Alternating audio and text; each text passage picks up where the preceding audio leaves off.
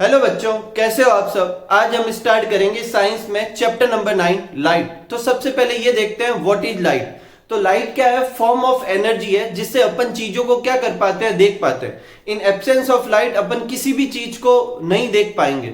तो light basically क्या है? फॉर्म ऑफ एनर्जी है जो कि अपन को क्या करती है, सेंसेशन ऑफ साइट प्रोड्यूस करती है। ठीक है।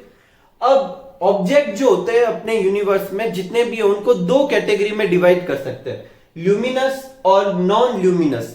ल्यूमिनस वो ऑब्जेक्ट होंगे जो खुद लाइट इमिट करते हैं। ठीक है, जैसे कि सन जो है एक नेचुरल ल्यूमिनस ऑब्जेक्ट है। ठीक है। और नॉन ल्यूमिनस वो होंगे जो खुद लाइट इमिट नहीं करते, लेकिन अपन को विजिबल तो दोनों ही होते हैं। तो देखो, ये तो लाइट खुद विजिबल इमिट करते हैं, इस वजह से ये विजिबल होते हैं। और इनमें क्या क्या आते हैं? सन आते हैं, कैंडल, स्टार्स, बल्ब, ये सब किस में आते हैं? लुमिनस ऑब्जेक्ट में आते हैं। नॉन लुमिनस ऑब्जेक्ट जो होते हैं उनके ऊपर इन लुमिनस ऑब्जेक्ट से रेज गिरती है और उसके बाद टकरा कर फिर अपनी आईज में आती है, उस वजह से अपन को वो भी विजिबल होते हैं और वो नॉन लुमिनस ऑब्जेक्ट कहलाएंगे।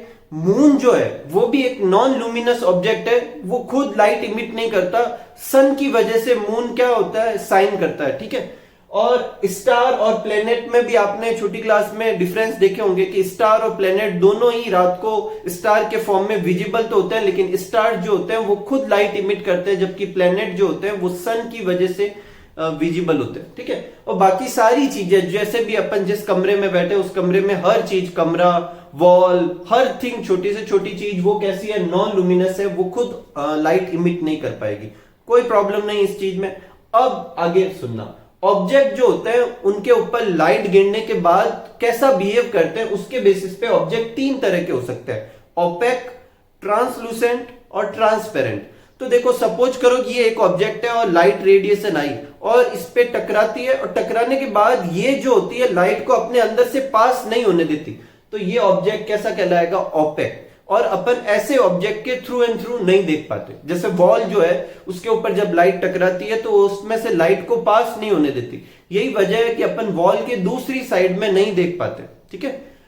नेक्स्ट है ट्रांसपेरेंट। ट्रांसपेरेंट वो सब्सटेंस होते हैं जो क्या करते हैं, अपने अंदर से लाइट को पास होने देते हैं और लाइट को पास होने देते हैं, यही वजह है कि वो ट्रांसपेरेंट भी होता है और अपन को उसके दूसरी साइड में जो चीज है वो भी विजिबल होती है। जैसे ग्लास, ग्लास से जब लाइट गिरती है तो लाइट उसके अंदर से पास हो जाती है, यही वजह अपन को ग्लास के दूसरी तरफ भी दिखती है। मैं मिरर की बात नहीं कर रहा हूं, ग्लास की बात कर रहा हूं। ठीक है।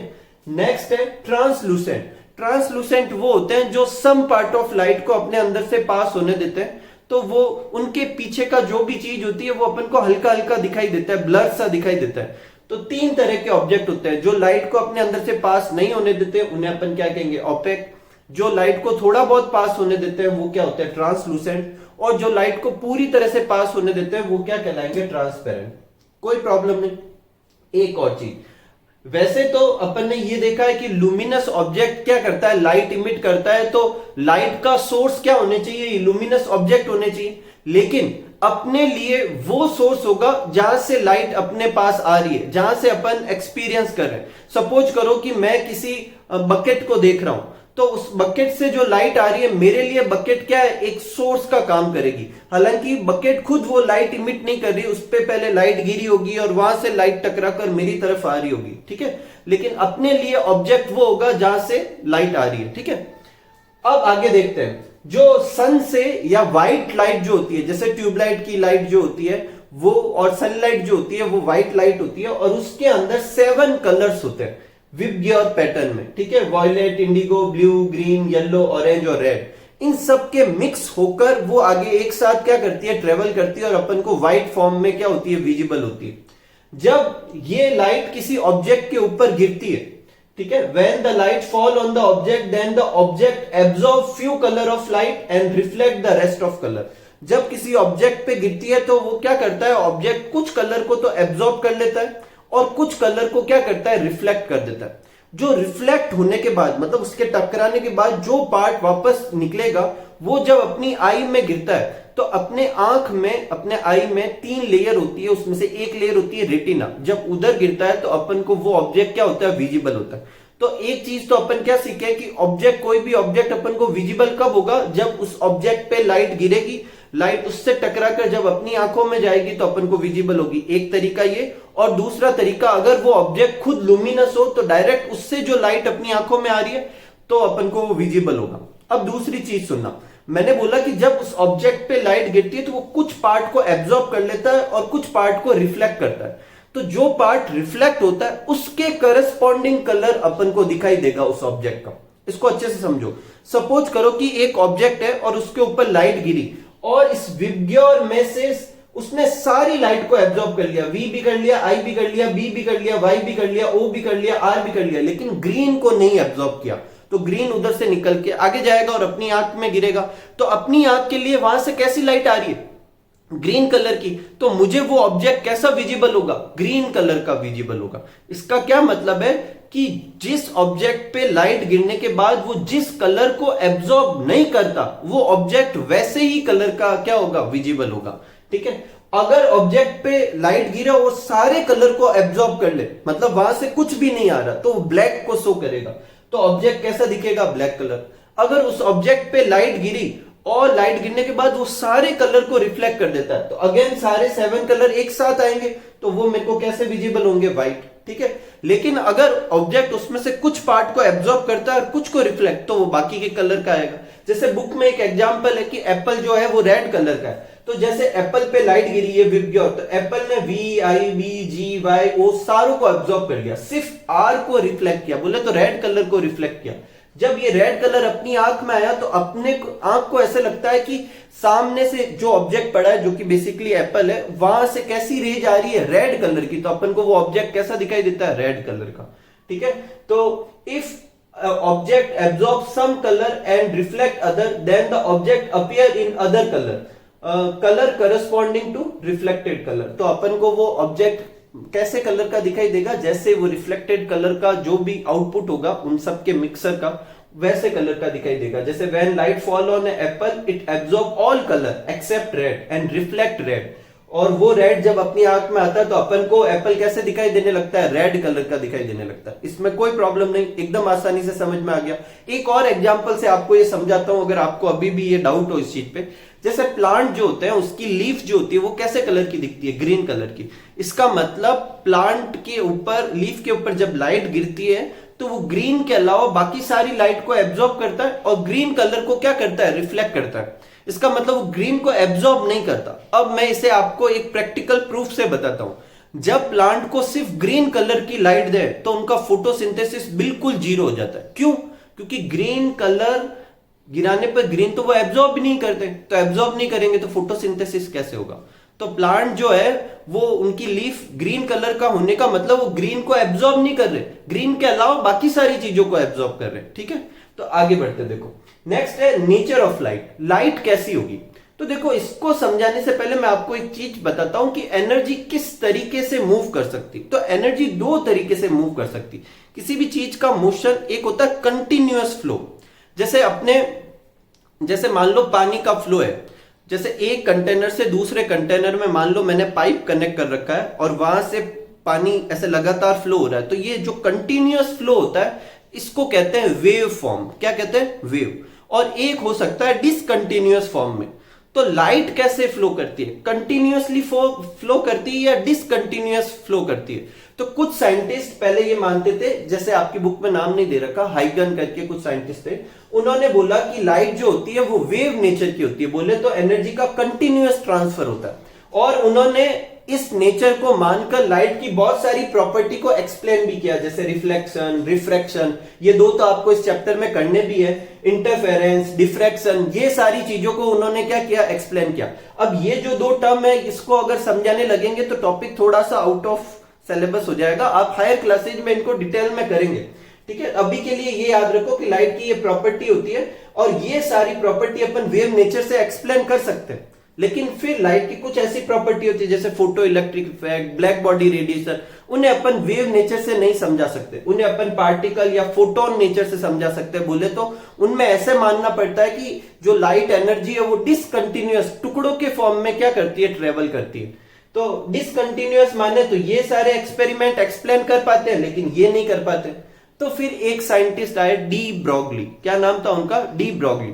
और उन्होंने बोला कि लाइट जो होती है उसका दोनों ही नेचर हो सकता है, मतलब लाइट का दोनों नेचर होते हैं। कुछ केस में लाइट वेव नेचर की तरह बिहेव करती है और कुछ केस में जो लाइट जो होती है वो कैसा बिहेव करती है, पार्टिकल नेचर की तरह बिहेव करती है। अब आप में से कुछ लोग सोचेंगे कि ऐसा कैसे हो सकता है, लाइट कुछ केस में ये और कुछ केस में ये। तो देखो एकदम सिंपल सा है, जैसे ये पाम है, ठीक है, अगर मैं आपसे इस तरफ से पूछता कि इस पाम का कलर कैसा है तो ये कुछ ऐसे कलर का दिखाई देता, ठीक है। अब दूसरी बार मैंने और किसी बच्चों से पूछा और मैंने पाम को ऐसे कर दिया, उल्टा करके रखा। अब मैंने पूछा कि पाम कैसे कलर का है तो ये ऐसे कलर का दिखाई देगा। अब बताओ कौन गलत है, दोनों का आंसर तो अलग अलग है। क्या इस कलर का डार्क कलर का है या इस लाइट कलर का है? तो आंसर है दोनों ही सही है। कुछ केस में ये इस जो इधर से देख रहे हैं उनके लिए इस तरीके का है, जो इधर से देख रहे हैं उनके लिए दूसरे वाले कलर का।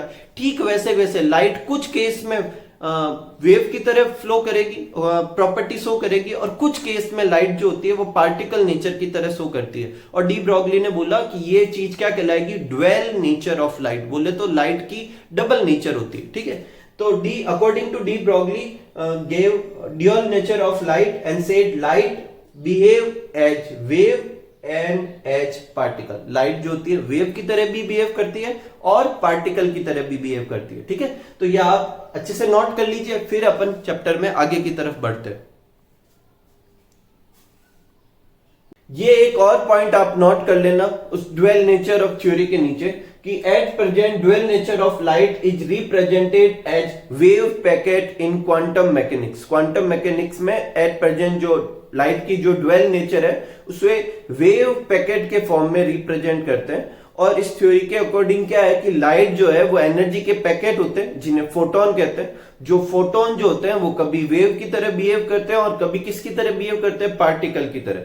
इन short dual nature of light ये कहती है कि जो लाइट जो है वो दोनों फॉर्म से चलती है।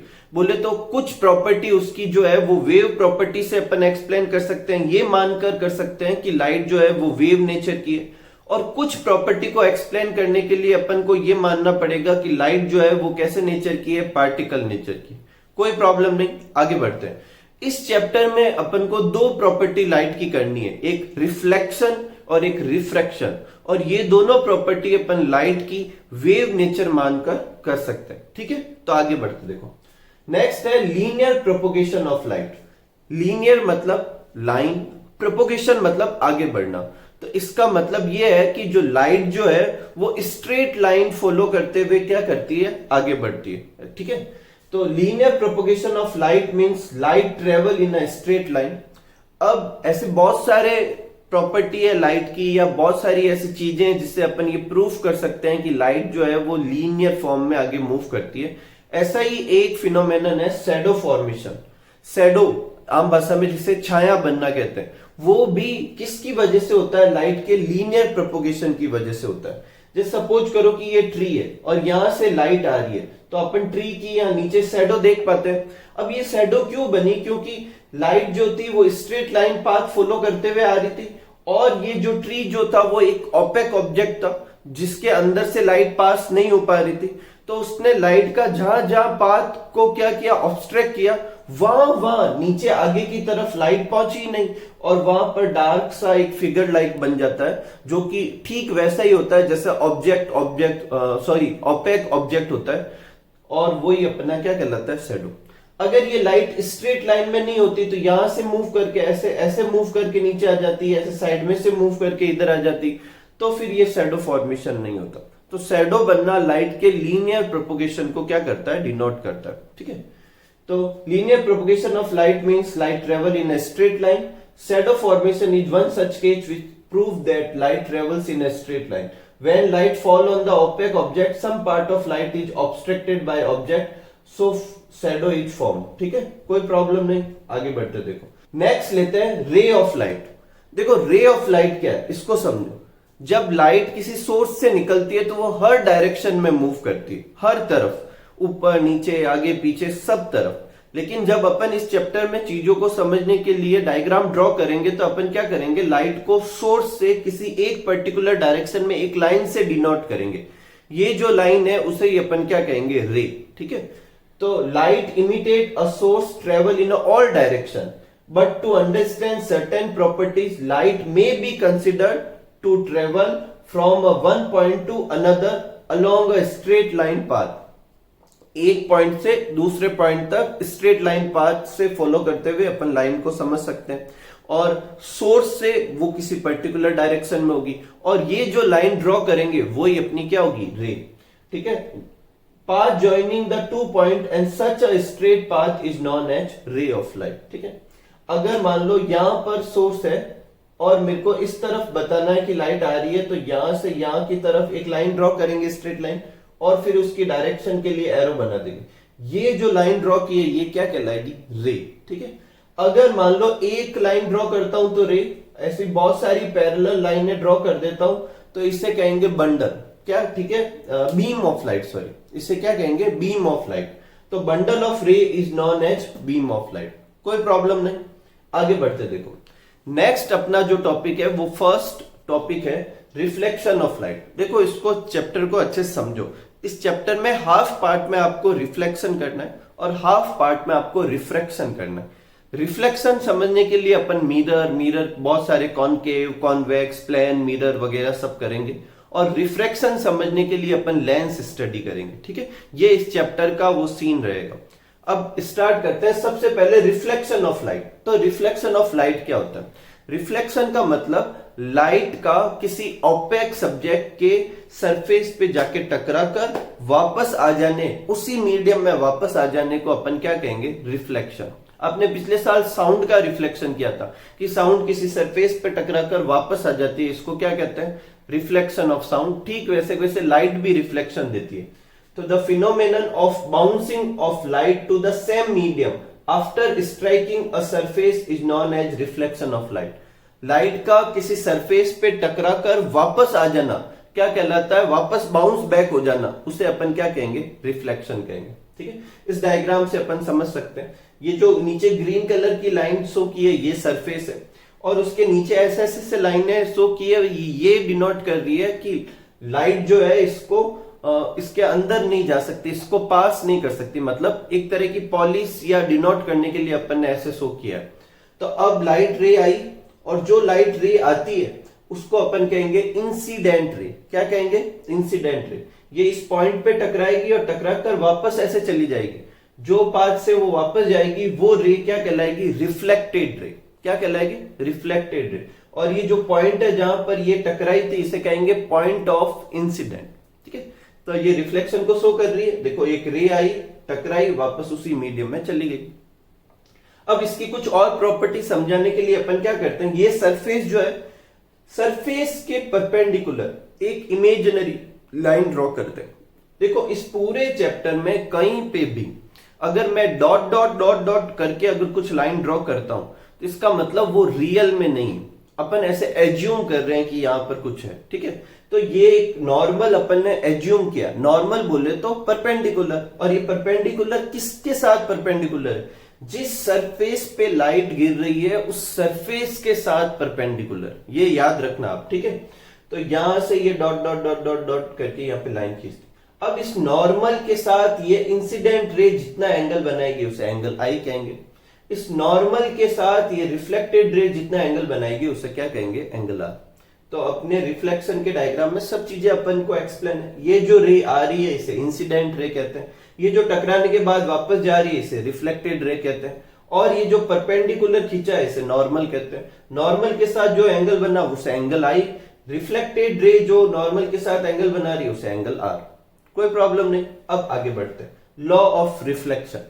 तो देखो दो लॉ है, आपने साउंड के फॉर्म में 9th में किए थे, वैसे के वैसे ही डिटो लाइट के फॉर्म में भी है। पहला लॉ ये है कि इंसिडेंट रे, रिफ्लेक्टेड रे और नॉर्मल तीनों एक ही प्लेन में होते हैं। मतलब जैसे मान लो ये पाम एक प्लेन है और यहां से इंसिडेंट रे आ रही है, तो इसी प्लेन में रिफ्लेक्टेड रे भी होगी, और इसी प्लेन में इन दोनों का वो नॉर्मल जो इमेजिनरी लाइन मान रहे वो होंगे। तो तीनों एक ही प्लेन में होंगे, मतलब उनके पीछे एक पेपर लाइट लगा सकता हूं।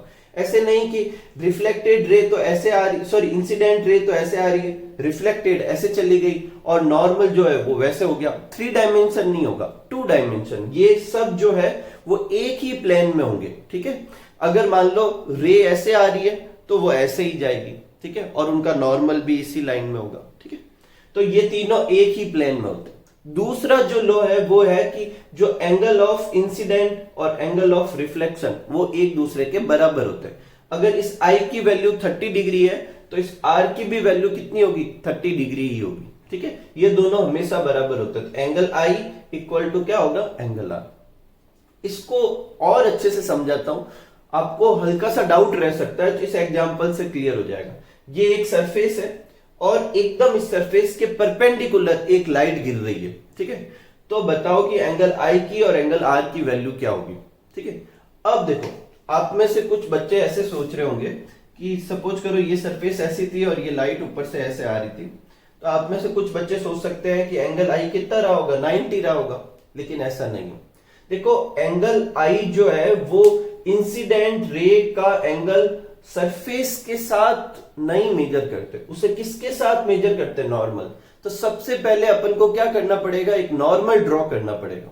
और नॉर्मल कैसे ड्रॉ करते हैं, उस सरफेस के एक परपेंडिकुलर बनाएंगे। तो ये सरफेस थी, मतलब ये मैंने डायग्राम को ऐसे फ्लिप कर दिया, ये सरफेस थी, ये वाली लाइन, तो ये वाली लाइन सरफेस थी, तो इसके परपेंडिकुलर तो इसी लाइन के ऊपर आएगा। मतलब यही लाइन जो है, ये लाइन जो ड्रॉ करती है यही नॉर्मल होगा, यही नॉर्मल हो गया। ठीक है, अब इसी नॉर्मल के अलोंग लाइन नीचे जा रही है, तो नॉर्मल के साथ इस इंसिडेंट जो रे है उसका कितना एंगल बन रहा है, 0 डिग्री। कितना बन रहा है, 0। तो एंगल I की वैल्यू कितनी है, 0 डिग्री। ठीक है, अब एंगल R कितना होगा, तो देखो यहां पे लाइट टकराई और ये वापस उस एंगल से जाएगी जिस एंगल पे एंगल R भी कितना रहे, 0 ही रहे। क्यों, क्योंकि एंगल I और एंगल R बराबर होते हैं।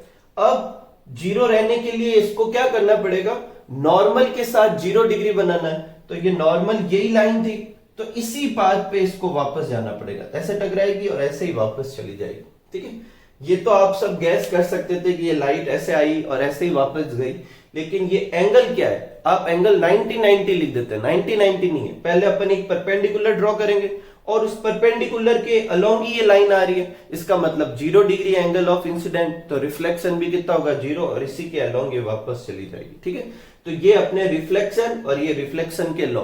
अब ये रिफ्लेक्शन जो है वो कैसे हो रहा है, तो उसके बेसिस पे दो तरह का होता है, रेगुलर और इरेगुलर। उसको अच्छे से समझते हैं, पहले आप ये नोट कर लीजिए, फिर अपन आगे बढ़ते हैं। आगे बढ़ते हैं और रिफ्लेक्शन के टाइप लेते हैं। तो रिफ्लेक्शन दो तरीके से हो सकता है, रेगुलर और इरेगुलर, इस बेसिस पे कि जो लाइट रे है वो किस तरह की सरफेस पे जाके गिर रही है। तो अगर लाइट रे ऑप्टिकली स्मूथ सरफेस पे गिरे तो रेगुलर रिफ्लेक्शन होगा, ऑप्टिकली रफ सरफेस पे गिरे तो इरेगुलर रिफ्लेक्शन होगा। अब मैंने ऑप्टिकली स्मूथ क्यों बोला और ऑप्टिकली रफ क्यों बोला उसे समझाता हूं पहले, फिर इस टॉपिक पे आते हैं। देखो जैसे अपनी वॉल जो है, अपन वॉल पे कलर वगैरह करते हैं, उसके बाद अपन हाथ लगाए तो अपन ऐसे कहेंगे ये तो स्मूथ सरफेस है, लेकिन लाइट के लिए उसमें भी हल्के हल्के हल्के क्या है, खड्डे, और वो लाइट के लिए कैसी सरफेस नहीं है, स्मूथ सरफेस नहीं है। तो लाइट के लिए ऑप्टिकली स्मूथ होना और अपने रियल लाइफ में स्मूथ सरफेस होना दो अलग चीजें होती है। अपने लिए तो हर दूसरी चीज स्मूथ सरफेस हो सकती है, जैसे अपने ये मार्कर के ऊपर वाली लेयर अपने लिए तो ये भी स्मूथ है, ठीक है, ये जो व्हाइट बोर्ड है इसके ऊपर वाली सरफेस ये भी स्मूथ है, ठीक है, तो अपने लिए तो हर चीज स्मूथ है। लेकिन लाइट के लिए जो सरफेस होती है वो मॉलिक्यूलर लेवल पे या एकदम माइक्रो लेवल पे भी देखे तो उसके ऊपर वाली सरफेस पे कोई भी छोटे छोटे पिट नहीं होने चाहिए, एकदम यूनिफॉर्म सरफेस होनी चाहिए, तभी वो क्या कहलाएगी, ऑप्टिकली स्मूथ सरफेस।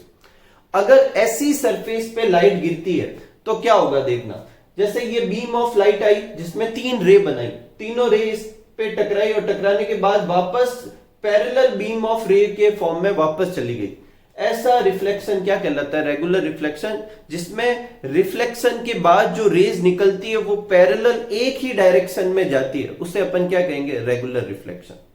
दूसरा वाला ऑप्टिकली रफ सरफेस पे जब लाइट गिरेगी तो हर जो रे है बीम की वो रिफ्लेक्टेड होने के बाद अलग अलग डायरेक्शन में चली जाएगी, तो ऐसा लगेगा कि वो रेज बिखर गई है, उनका स्कैटरिंग हो गया है।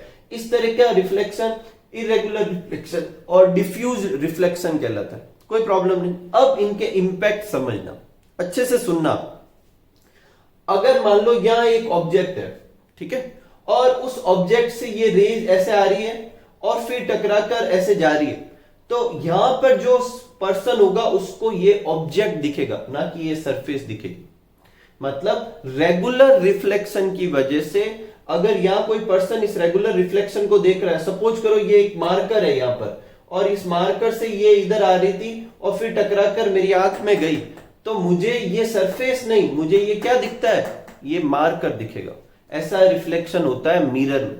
जब अपन मिरर में खड़े होते हैं, मिरर के सामने खड़े होते हैं, तो उसमें अपन बहुत सारे ऑब्जेक्ट देख पाते हैं, इंक्लूडिंग अपन खुद को भी। तो वो वहां से जो रेज आ रही है वो मिरर पे टकराती है और टकराने के बाद रेगुलर रिफ्लेक्शन देती है और फिर अपनी रेटिना पे जाती है। तो अपन को मिरर की बजाय, मिरर तो दिखता ही है, लेकिन मिरर के अंदर अपन को वो ऑब्जेक्ट दिखता है जहां से वो रेज आ रही है।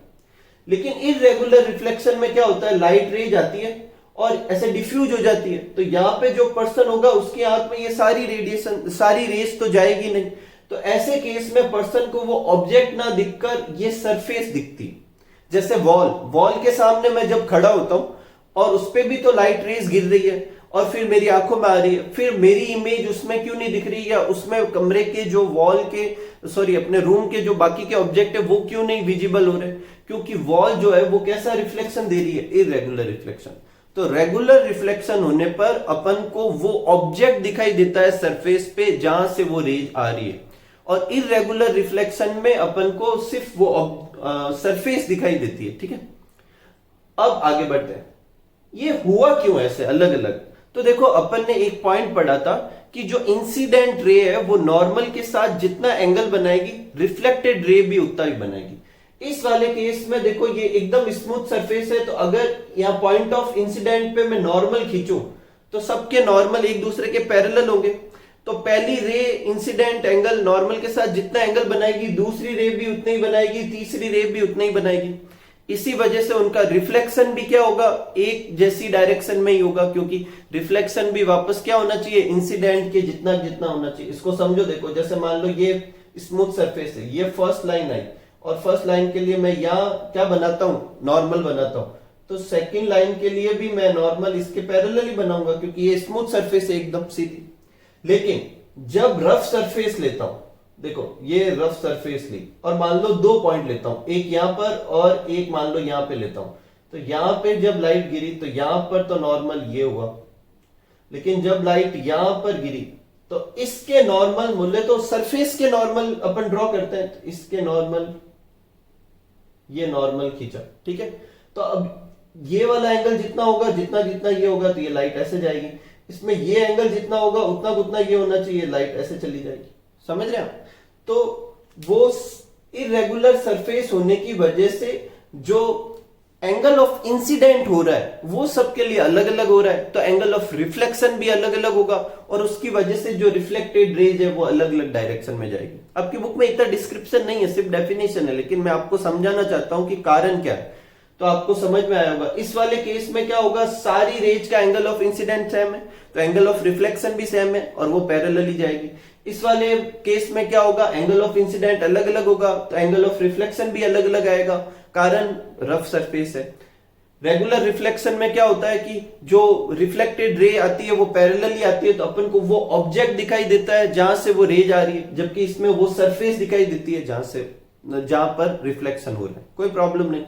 यही कारण है कि वॉल जो है वो मिरर नहीं है। मतलब कभी ऐसा सोचा हो आप में से कुछ लोगों ने कि क्या कारण है कि वॉल के सामने खड़े होने पे तो इमेज नहीं दिखाई देती लेकिन मिरर के सामने दिखाई देती है। ऐसा कैसा और भी होता है। आपने वाटर देखा होगा, अगर वाटर काफी डेप्थ में भरा हुआ है और एकदम उसकी ऊपर वाली सरफेस एकदम शांत है, बोले तो स्मूथ सी सरफेस है, कोई भी ऐसे वेव टाइप नहीं है, तो अपन को उसमें भी इमेज दिखाई देती है ना। लेकिन अगर ऐसे वेव बनने लग जाए तो फिर इमेज नहीं दिखाई देती। तो एकदम ऊपर वाली सरफेस स्मूथ होगी तो एकदम ऑप्टिकली क्या हो जाएगी, वो स्मूथ सरफेस हो जाएगी, लाइट रेज गिरेगी, टकराएगी, अपनी आईज में आएगी, अपने लिए वो कैसा काम करेगी, मिरर का काम करेगी। ठीक है, तो होपफुली आप समझ गए होंगे ये चीज। तो reflection by mirror regular reflection होता है, और रिफ्लेक्शन बाय अदर चीजें जैसे वॉल, डस्ट, स्टोन, बहुत सारी चीजें जैसे अपने कमरे में हर दूसरी चीज ऐसा ही देती है इरेगुलर रिफ्लेक्शन। एक और चीज, इरेगुलर रिफ्लेक्शन होने पर जब चीजें उस पर गिरती है तो स्कैटर होती है, फैल जाती है। इसी स्कैटरिंग की वजह से अपना स्काई जो है अपन को अर्थ से देखने पर कैसा फील होता है, ब्लू कलर का। लेकिन अगर आपने पिक्चर्स देखी हो कि अर्थ के सरफेस के बाहर जब अपन को सराउंडिंग बताई जाती है तो कैसे कलर की बताई जाती है, ब्लैक। ऐसा इसलिए होता है, सनलाइट जो आती है वो बाहर कोई भी ऐसी चीज नहीं है जो उसको रेस को क्या कर सके, स्कैटर कर सके। इस केस में एब्सेंस ऑफ स्कैटरिंग की वजह से वहां पर जो सराउंडिंग है वो कैसी होती है, ब्लैक। लेकिन जब वो अपने एटमॉस्फेयर में एंटर करती है सनरेज, तो एटमॉस्फेयर की जो गैसियस पार्टिकल है, जो डस्ट पार्टिकल है, उनके ऊपर गिर के वो स्कैटर होती है और उस स्कैटरिंग की वजह से अपन को स्काई कलर कैसा दिखाई देता है, ब्लू। अब ब्लू ही क्यों दिखाई देता है, इसका भी एक अलग कारण है, कभी समझाएंगे। लेकिन ये आप याद रखना, अगर आपसे पूछे कि स्काई कलर ब्लू क्यों होता है, तो मतलब ब्लू क्यों दिखाई देता है, तो क्या लिखेंगे कि due to scattering of light. और बाहर से ब्लैक क्यों दिखाई देता है, क्योंकि वहां एब्सेंस ऑफ स्कैटरिंग। और यहाँ स्कैटरिंग किसकी वजह से होती है, एटमॉस्फेरिक गैसेज की वजह से, और बाहर गैसेज होती नहीं है, इसलिए वहां ब्लैक। और यहां से अपन देखने पर कैसा दिखाई देता है, ब्लू। कोई प्रॉब्लम नहीं, आगे बढ़ते हैं। अगला जो टॉपिक है आपकी बुक में वो दे रखा है image formation by plane mirror. तो पहले आप ये अच्छे से देख लीजिए मिरर क्या होता है। तो अब मेरी बात ध्यान से सुनना, आप सब चीजें अच्छे से समझ में आएगी। अपन को कोई भी चीज ऐसी जिसमें अपन को अपनी इमेज वापस देखनी है उसे एक मिरर कहेंगे। वो करने के लिए मुझे पहले क्या चाहिए, ऑप्टिकली एक स्मूथ सरफेस चाहिए, ठीक है। अब ऑप्टिकली स्मूथ सरफेस जो होती है वो किसी सॉलिड की होना बहुत मुश्किल है, लिक्विड की हो सकती है। लिक्विड क्या होता है, अपने आप ही धीरे धीरे, किसी भी कंटेनर में लिक्विड भरे तो लिक्विड धीरे धीरे अपने आप ही सेटल हो जाता है।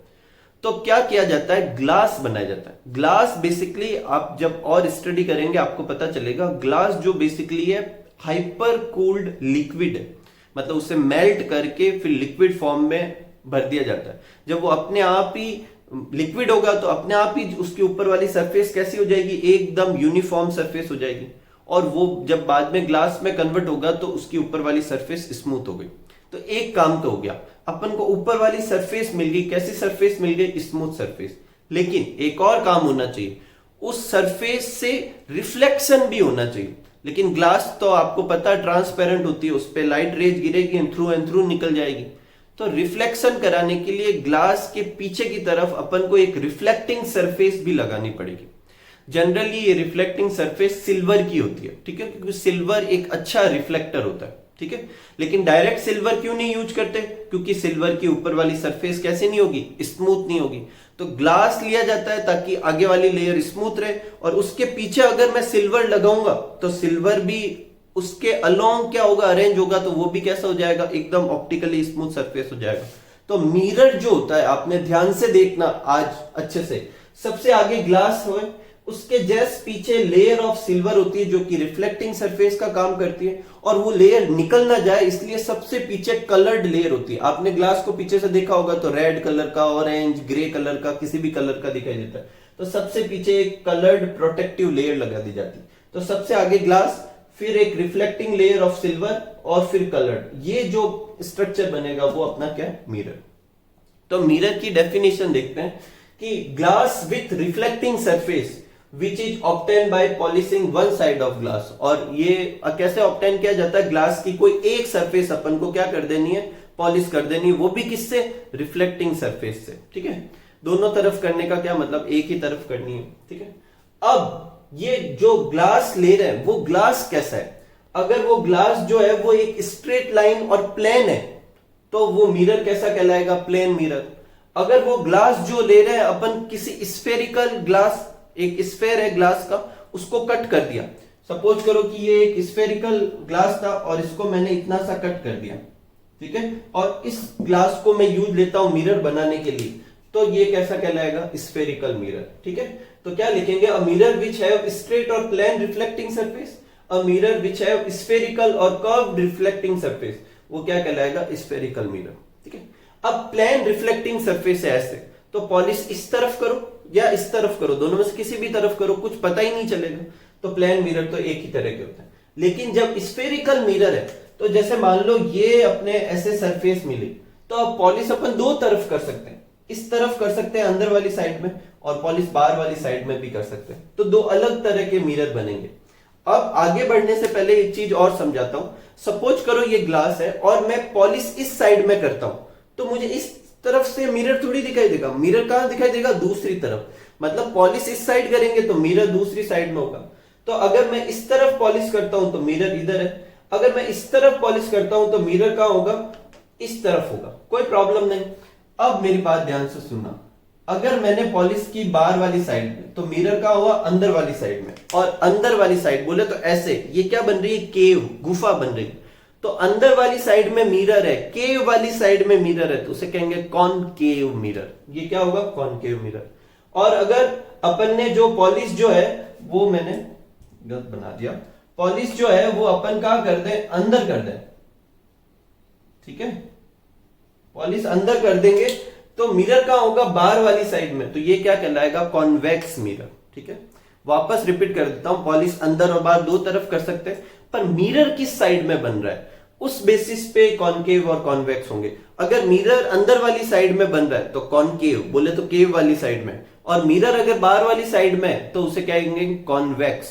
ठीक है, अब यहां पॉलिश करेंगे तो मिरर इस तरफ से दिखाई देगा, यहां पॉलिश करेंगे तो मिरर इस तरफ से दिखाई देगा। ठीक है, तो ये अच्छे से समझ में आ गया। एक और चीज है जो आपके बार बार यूज होगी चैप्टर में और दे नहीं रखी, उसको भी समझा देता हूं, इमेज। देखो इमेज क्या होती है, सपोज करो किसी ऑब्जेक्ट से रे आई, वो मिरर या जो भी चीज अपन यूज कर रहे हैं, लेंस, मिरर, प्रिज्म, बहुत सारी चीजें हो सकती है। उसके बाद उस ऑब्जेक्ट से निकलने के बाद, उस प्रिज्म से, लेंस में से, या जिस भी चीज में से वो निकल रही है, उसके बाद वो किसी एक और पॉइंट पे जाकर मर्ज होती है, या फिर ऐसा लगता है कि यहां पर मर्ज होगी, उस पॉइंट को अपन क्या कहेंगे, इमेज। क्या कहेंगे, इमेज। और वहां पर वैसा का वैसा ऑब्जेक्ट दिखाई देता है। ठीक है, अब अगर लाइट एक्चुअल में वहां पर मर्ज हो रही है तब तो इमेज बनेगी रियल इमेज, और वहां एक्चुअल में मर्ज नहीं हो रही तो उसे क्या कहेंगे, वर्चुअल इमेज। देखो एक्चुअल में और ऐसा क्या मतलब, जैसे मान लो ये एक रे आ रही थी और ये दूसरी रे आ रही है, ठीक है, तो ये एक्चुअल में मिल रही है, तो इस पॉइंट पे रियल इमेज मिलेगी। अब सोचो, देखो एक रे मान लो यहां ऐसे जा रही थी, एक रे ऐसे जा रही थी, तो ये तो ऐसे आगे जा रही है, कभी नहीं मिलेगी।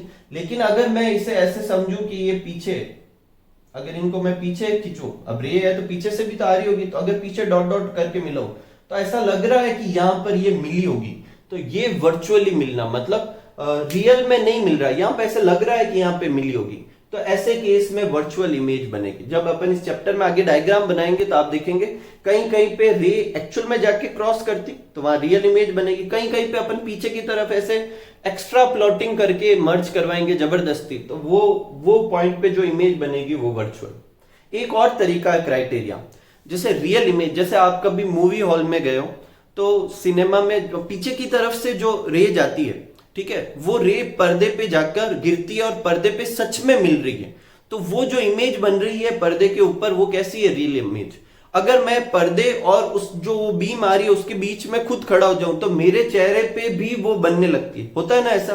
प्रोजेक्टर से कभी आपने देखा होगा, प्रोजेक्टर से जब अपन पर्दे पे गिराते हैं और प्रोजेक्टर और पर्दे के बीच में अपन खुद आ जाए तो इमेज अपने ऊपर बनने लग जाती है। ऐसा क्यों कि वो जो रेज है वो एक्चुअल में मिल रही, तो अपन बीच में आ जाएंगे तो अपने ऊपर मिलने लग जाएगी, तो वहां इमेज बन जाएगी। लेकिन जैसे अपन मिरर के सामने खड़े होते हैं, घरों में जो मिरर होता है उसमें भी इमेज बनती है, लेकिन वहां रेज एक्चुअली नहीं मिल रही। यही वजह है कि वो जो इमेज है उसको पर्दे पे नहीं निकाल सकता। अगर मेरे और मिरर के बीच में मैं हाथ डालूं तो ऐसा नहीं है कि मेरी इमेज हाथ पे बनने लगी, ऐसा नहीं होगा।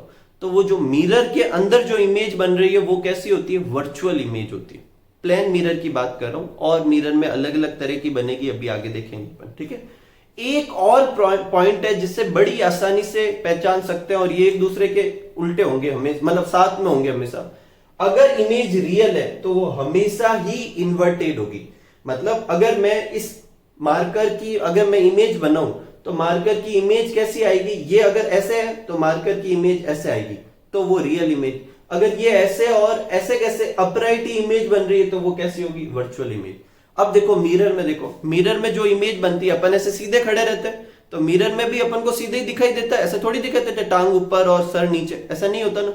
तो अपराइट इमेज बन रही है तो वो इमेज कैसी है, वर्चुअल।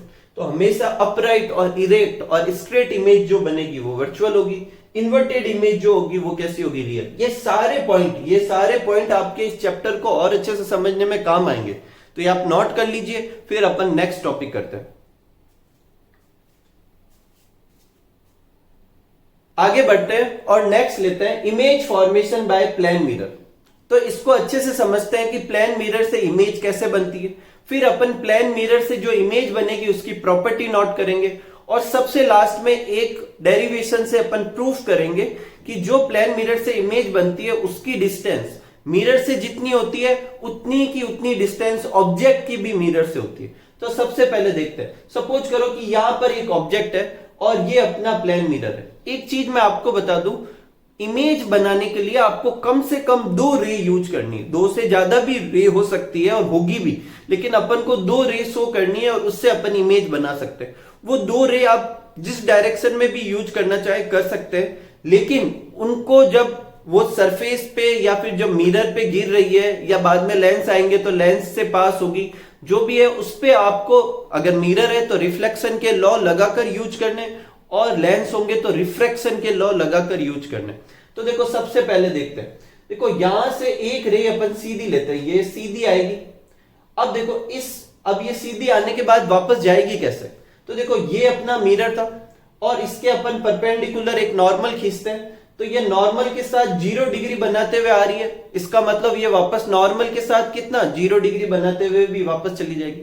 बोले तो जिस पाथ से ये आ रही है उसी पाथ से टकरा कर वापस चली जाएगी, कोई प्रॉब्लम नहीं।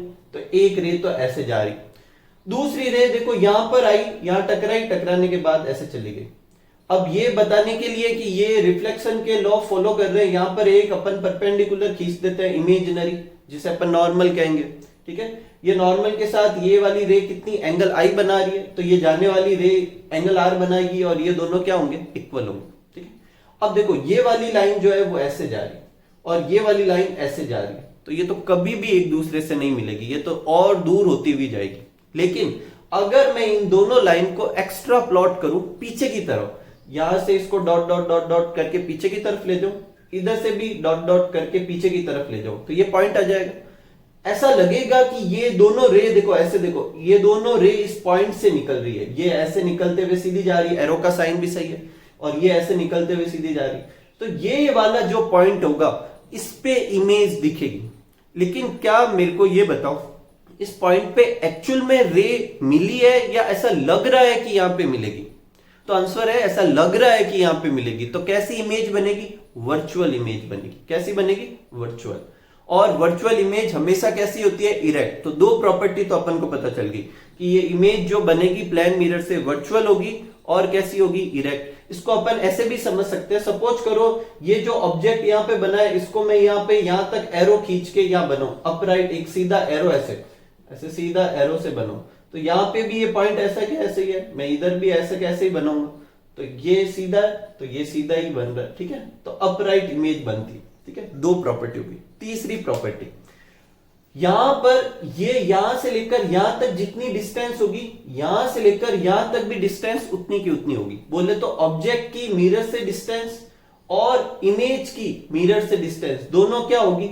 बराबर होगी। तो कितनी प्रॉपर्टी हो गई अपने? 3 प्रॉपर्टी हो गई। इसको अपन को प्रूफ भी करना है। एक, साइज ऑफ ऑब्जेक्ट और साइज ऑफ इमेज, ये दोनों भी क्या होगी? बराबर होगी। ये अपनी हो गई 4th प्रॉपर्टी। अपन जब प्लेन मिरर, घरों में जो मिरर होते हैं उसमें अपन देखते हैं तो अपनी जो साइज होती है उतनी की उतनी साइज का अंदर भी एक इंसान दिखाई देता है। ऐसा तो है नहीं कि वो छोटा सा दिखाई देता है या बड़ा दिखाई देता है। तो अपनी साइज और उस इमेज की साइज दोनों क्या होती है? सेम होती है। ठीक है, तो 4 प्रॉपर्टी होगी। 5th प्रॉपर्टी इंपोर्टेंट वन, वो है लेटरल इन्वर्जन। लेटरल इन्वर्जन को देखो, मैं एक चीज क्लियर कर देता हूं, आपके बुक में लेटरल इन्वर्जन दे रखा है प्लेन मिरर के नीचे, तो बच्चे सोचते हैं कि प्लेन मिरर ही लेटरल इन्वर्जन देता है। गलत बात है। कोई भी मिरर से जो इमेज बनेगी वो कैसी होगी? लेटरल इन्वर्टेड ही होगी। अब मिरर से जब इमेज बनती है तो ऑब्जेक्ट का जो राइट होता है वो इमेज के लेफ्ट में होता है, और ऑब्जेक्ट का जो लेफ्ट होता है वो इमेज का क्या होता है? राइट होता है। ठीक है, देखो आप इसको अच्छे से समझना, एक बार ये मत सोचना ये 2 अलग अलग मार्कर है। देखो जैसे ये मान लो 2 ऐसे है, ठीक है, मार्कर है। अब इसका ये मार्कर की जो इमेज होगी वो ऐसी होगी, इस कैप के सामने कैप दिखेगी, ये वाले टेल के सामने टेल दिखेगी। ठीक है, अब अगर मैं इस मार्कर के हिसाब से देखूं तो ये वाला पार्ट कौन सा है? राइट पार्ट है, और ये वाला पार्ट कौन सा है? लेफ्ट। लेकिन जब इसकी इमेज बनी तो इमेज तो ऐसे बनी थी, तो इसकी इमेज ऐसे कैसी बनी थी ना, तो अब ये कैप किस तरफ आ रही है? लेफ्ट की तरफ, और ये किस तरफ आ रहा है, राइट की तरफ। अभी तो थोड़ी देर पहले ये कैसा था, राइट की तरफ, और ये कैसा था, लेफ्ट की तरफ। तो इसका मतलब जो इमेज बनती है वो लेटरली इन्वर्टेड होती है, बोले तो साइड वाइज घूम जाती है। हालांकि अपन को दिखता नहीं है क्योंकि वो इमेज कहां बन रही है, अपने सामने। तो जब अपन दो पर्सन एक दूसरे के ऐसे सामने खड़े होते हैं तो जो अपना राइट होता है वो सामने वाले का क्या होता है, लेफ्ट होता है, इस वजह से। लेकिन अगर इस इमेज को, जैसे मान लो ये ऑब्जेक्ट था और इसकी इमेज जो थी इसके ये सामने बन रही थी, अगर इस इमेज को भी मैं इधर ही लाके खड़ा कर दूं ऐसे कैसे, तो अब देखो ये कैप इसमें कहां है, राइट साइड में, जबकि इसमें कहां है, लेफ्ट साइड में। ठीक है, तो कहने का मतलब है ऑब्जेक्ट का जो राइट होगा वो इमेज का लेफ्ट होगा, और ऑब्जेक्ट का लेफ्ट जो होगा वो इमेज का राइट होगा। इस साइड वाइज इन्वर्जन को, साइड वाइज उलटने को क्या कहते हैं, लेटरल इन्वर्जन। ठीक है, ये यहाँ पे डेफिनेशन दे रखी है। और इसी लेटरल इन्वर्जन की वजह से जो अल्फाबेट होते हैं, जब अपन मिरर में देखते हैं तो सही ढंग से नहीं दिखाई देते, वो सब उल्टे उल्टे अजीब से दिखाई देते हैं। जैसे बी को देखेंगे तो ऐसा दिखाई देगा। अब मेरी बात ध्यान से सुनना, यहां पर एक इंपॉर्टेंट क्वेश्चन बनता है। आपने रास्ते में एम्बुलेंस देखी हो तो एम्बुलेंस के आगे जो एम्बुलेंस लिखा होता है अल्फाबेट में, वो अजीब तरीके से लिखा होता है। लेकिन अगर अपन व्हीकल चलाते समय अपने मिरर में उसको देखे तो वो सीधा दिखाई देता है। तो ऐसा क्यों? देखो, अपन जब गाड़ी चलाएंगे और वो एम्बुलेंस की जो फ्रंट पे जो एम्बुलेंस लिखा हुआ बेसिकली इसीलिए लिखा हुआ है कि अपन गाड़ी चलाते समय अपने रियर व्यू मिरर से देख सके कि पीछे एम्बुलेंस आ रही है। अब अपन वो पीछे घूम के तो देखेंगे नहीं, अपन किससे देखेंगे, वो मिरर से देखेंगे। और मिरर में इमेज कैसी दिखेगी, लेटरली इन्वर्टेड दिखेगी। तो वो क्या करते हैं, पहले से ही एम्बुलेंस के फ्रंट पे जो एम्बुलेंस के अल्फाबेट लिखे वो लेटरली इन्वर्टेड लिखते हैं। फिर अपने मिरर में वो फिर लेटरली इन्वर्टेड होंगे, तो उल्टे का उल्टा वापस क्या दिखेगा, सीधा, और अपन को वो एम्बुलेंस दिखाई देता है। पता चल गया? इस पे भी क्वेश्चन आ सकता है, बाद में आपको लिखवा भी देंगे ये। नेक्स्ट आगे बढ़ते हैं। देखो, अब अपन को प्रूफ करना है कि ये जो ऑब्जेक्ट की जो या मिरर से डिस्टेंस है, इमेज की भी मिरर से उतनी ही डिस्टेंस है। इसको प्रूफ करने के लिए अपन एक बार लेबलिंग कर देते हैं। तो सपोज करते हैं कि ये वाला पॉइंट क्या है, ए, और यहां पे जहां पे ये टकरा रहा है ये पॉइंट है बी। ठीक है, ये वाला पॉइंट जो है ये पॉइंट मान लेते हैं सी। ये जो अपन ने नॉर्मल ड्रॉ किया है यहाँ पे, इसको मान लेते हैं ओ एन, और इस वाले पॉइंट को मान लेते हैं डी। ठीक है, तो अपन को बेसिकली प्रूफ क्या करना है, distance of object from mirror. तो इस पॉइंट की यहां से डिस्टेंस कितनी डिस्टेंस हो जाएगी, ए बी, तो ये रहा ए बी। और अपन को इमेज की इसके साथ डिस्टेंस बोले तो बी डी। तो अपन को ए बी और बी डी को क्या करना है, इक्वल प्रूफ करना है। तो जैसे मैथ्स में अपन कॉन्ग्रुएंसी से यूज करके प्रूफ करते हैं, ठीक वैसे ही प्रूफ करना है। उससे पहले अपन कुछ चीजें देखते हैं। देखो, सबसे पहले एंगल आई और एंगल आर बराबर है। Angle i equal to angle r, क्यों? क्योंकि लॉ ऑफ रिफ्लेक्शन कहता है कि angle of incident angle of reflection बराबर होता है। इसको दे देते हैं अपन पॉइंट 1। ठीक है, ए बी जो लाइन है, ये ए बी जो लाइन है वो ओ एन के क्या है, पैरेलल है। ठीक है, ये लाइन और ये लाइन अपने पैरेलल है। और अगर पैरेलल लाइन हो और ऐसी लाइन हो, जेड जैसा फिगर बने, तो ये वाला एंगल और ये वाला एंगल बराबर होता है। किस वाले रूल से बराबर होता है, अल्टरनेट एंगल कहलाता है, आपको पता हो तो। लेकिन इसके लिए ये और ये पैरेलल होनी चाहिए। तो ए बी जो है वो ओसी इसके पैरेलल है। इसकी वजह से ये वाला एंगल, सपोज करो, देखो पहले एंगल की लेबलिंग कर देते हैं। ये मान लेते हैं 1, ये मान लेते हैं 2, ये मान लेते हैं 3, और ये मान लेते हैं 4। अपने इतने ही काम किया। ठीक है, तो ये एंगल 1 देखो ये जेड के फॉर्म में बन रहा है ना, तो एंगल 1 जो होगा वो एंगल आई के क्या होगा, बराबर होगा। कोई प्रॉब्लम नहीं, ये अपने अल्टरनेट एंगल से हो गया। एक और देखो, ये वाली ए डी, ये रही ए डी। ठीक है, और ओ एन, ये रहा ओ एन। ठीक है, और ये लाइन इन दोनों को कट कर रही है, ये अपन ने ऐसे लाइन कट कर दी। तो ये एंगल और ये एंगल भी बराबर होता है। कौन से रूल से, करस्पॉन्डिंग एंगल कहलाता है। ठीक है, तो यहां पर कौन सा एंगल है, देखो यहां पर कॉर्नर पे एंगल 4, और यहां पर कौन सा एंगल दिख रहा है, एंगल आर। इसका मतलब 4 और आर भी क्या होंगे, एक दूसरे के इक्वल। ये किस वाले क्राइटेरिया से, करस्पॉन्डिंग से। कोई प्रॉब्लम नहीं, ये भी हो गया। एक ए बी जो है अपन ऐसा मान रहे हैं कि रे तो अपन ने गिराई थी, तो अपन जिस डायरेक्शन में भी चाहे गिरा सकते हैं। जैसे ये वाली रे इसके साथ कितने एंगल आई पे गिर रही है, तो ये वाली जो ए बी रे है, ए बी रे जो है वो नॉर्मल के अलोंग आ रही है। इसका मतलब अपन ऐसा समझ सकते हैं कि सरफेस के साथ ये कितना बना रही है, 90 डिग्री। तो जो ए बी रे है वो परपेंडिकुलर टू सरफेस आ रही, और क्योंकि ये वाली जो पीछे वाली डॉट डॉट लाइन है ये इमेजिनरी लाइन अपन ने इसी रे को आगे बढ़ाकर बनाया था, तो अगर ये परपेंडिकुलर है तो ये भी परपेंडिकुलर है। तो ए बी रे परपेंडिकुलर टू सरफेस और डी बी वर्चुअल रे भी परपेंडिकुलर, इसका मतलब परपेंडिकुलर ये रे परपेंडिकुलर है बोले तो यहाँ जितना एंगल बन रहा है वो 90 है, इसका मतलब एंगल 2 और एंगल 3 क्या है 90 के इक्वल। अब कोई प्रॉब्लम नहीं। अब अपन को देखो जो चीज प्रूफ करनी है कि ए बी जो है वो बी डी के इक्वल है, वो जिन दो ट्राइंगल में उससे अपन कॉन्ग्रुएंट प्रूफ कर देते हैं। तो ट्राइंगल कौन कौन सा है, ए बी और सी, और इधर कौन सा है डी बी सी, ये लीजिए। सबसे पहला पॉइंट, एंगल आई और एंगल आर बराबर है, या 1 पॉइंट से था। एंगल 1 आई के बराबर है सेकंड पॉइंट से, और एंगल 4 आर के बराबर था थर्ड पॉइंट से। अब देखो आई और आर तो बराबर ही है, तो इसका मतलब ये दोनों भी बराबर होंगे, तो एंगल 1 और एंगल 4 बराबर हो गया। एक चीज प्रूफ हो गई, क्या प्रूफ हो गई कि ये वाली चीज और ये वाली चीज क्या है इक्वल। ठीक है, आगे बढ़ते हैं। एंगल 2 और एंगल 3 तो पहले से ही बराबर थे, किस वाले रूल से, 90 डिग्री है, कोई प्रॉब्लम नहीं। तीसरा पॉइंट देखो, BC जो है वो कॉमन है इस वाले ट्राइंगल में भी और इस वाले ट्राइंगल में भी, तो दोनों ट्राइंगल में कॉमन है। तो अपन ने ABC और DBC को क्या प्रूफ कर दिया, कॉन्ग्रुएंट। किस रूल से प्रूफ कर दिया, एंगल साइड से। ठीक है, और अगर ये कॉन्ग्रुएंट है तो corresponding part of congruent triangle क्या होते हैं, इक्वल होते हैं। तो इसका करस्पॉन्डिंग पार्ट बोले तो AB और इसका पार्ट BD आपस में क्या होंगे, इक्वल होंगे। इसका मतलब AB जो कि क्या शो कर रहा है, distance of object from mirror, और BD क्या शो कर रहा है, distance of image from mirror. ये एक दूसरे के इक्वल होंगे और यही अपन को प्रूफ करना था। इसके साथ ही आज के इस वीडियो के पार्ट को एंड करते हैं। उम्मीद करता हूं कि आपको ये वीडियो बहुत अच्छे से समझ में आया होगा और इस पे अच्छे से मेहनत कीजिए। ये वन ऑफ द चैप्टर है आपके बुक में जो आपको अच्छे से समझना चाहिए, और समझने के बाद इसको अपने हाथ से वापस एक बार प्रैक्टिस भी करें। तो उम्मीद करता हूं कि आप खूब सारा खुश रहेंगे, खूब मस्त रहेंगे और खूब सारा हार्डवर्क करेंगे। Thank you for watching.